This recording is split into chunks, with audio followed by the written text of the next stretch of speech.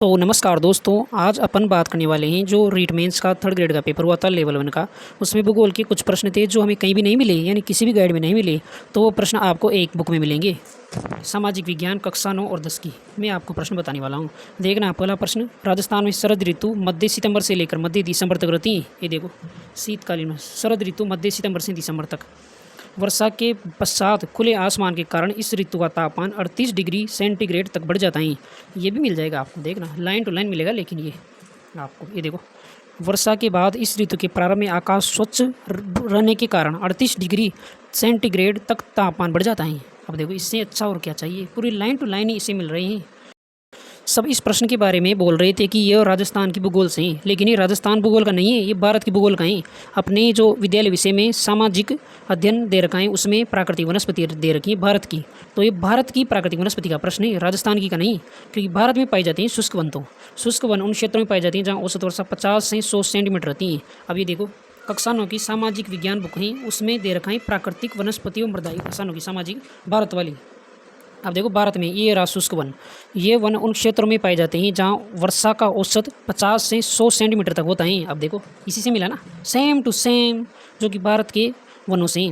यहाँ पाए जाने वाले पेड़ आबूनी, आबनूस और जंगली आम है। ये गलत माना है प्रश्न कथन नीचे वाला कारण इसलिए माना है क्योंकि यहाँ पर ये नहीं, यहाँ पर तो प्रमुख वृक्ष की कर, बबूल, नीम, आम, महुआ, करीड़, खेजड़ी आदि पाई जाती हैं। इसलिए यह प्रश्न गलत हुआ, ये नीचे वाला कारण गलत हुआ है।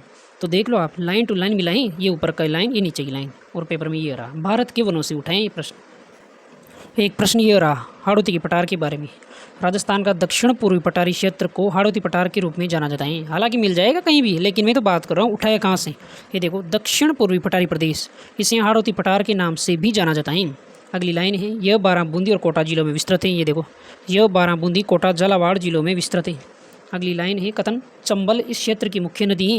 ये देखो, इधर गया, इस क्षेत्र में चंबल प्रमुख नदी है। चूलिया जलप्रपात भी यहाँ स्थित है। ये देखो, चंबल पर भैंसरोडगढ़ के निकट प्रसिद्ध चूलिया जलप्रपात है।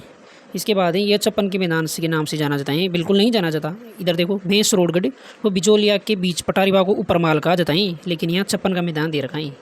तो प्रश्न तो मिल जाएगा, लेकिन देखो लाइन टू लाइन यहीं से बनाए ये कक्षा 9 की सामाजिक से।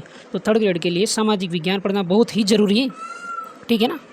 एक प्रश्न ये आया था, खेजड़ी वृक्ष ने भी चिपको आंदोलन को प्रेरित किया। ये देखो, खेजड़ी बलिदान में खेजड़ी आंदोलन है, इसी में दे रखा है। अब ये तो कोई भी बना सकता है ये लाइन। तो नीचे की लाइन है, अमृता देवी के नेतृत्व में लगभग 363 पुरुष और महिलाओं ने खेजड़ी वृक्ष की रक्षा करते हुए प्राणों का बलिदान दिया। ये देखो, खेजड़ी बलिदान में 363 व्यक्ति बलिदान हुए। इसी के साथ एक पॉलिटी का प्रश्न आया था, उसको बता देता हूँ। उच्चतम न्यायालय और उच्च न्यायालय के न्यायाधीशों को हटाना बहुत कठिन है। ये देखो, ये रहा, इस यहाँ से बनाए, सर्वोच्च न्यायालय और उच्च न्यायालय के न्यायाधीशों को उनके पद से हटाना काफ़ी कठिन है। पहली लाइन जो कि जो ही मिली ना। दूसरा है, उच्चतम न्यायालय और उच्च न्यायालय के किसी भी न्यायाधीश को केवल सिद्ध कदाचार और अक्षमता के आधार पर ही हटाया जा सकता है। दूसरी लाइन भी इसी के नीचे है, कदाचार साबित होने अथवा अयोग्यता की दशा में ही उन्हें पद से हटाया जा सकता है। देखो, दोनों लाइन टू लाइन मिल गई इस प्रश्न में।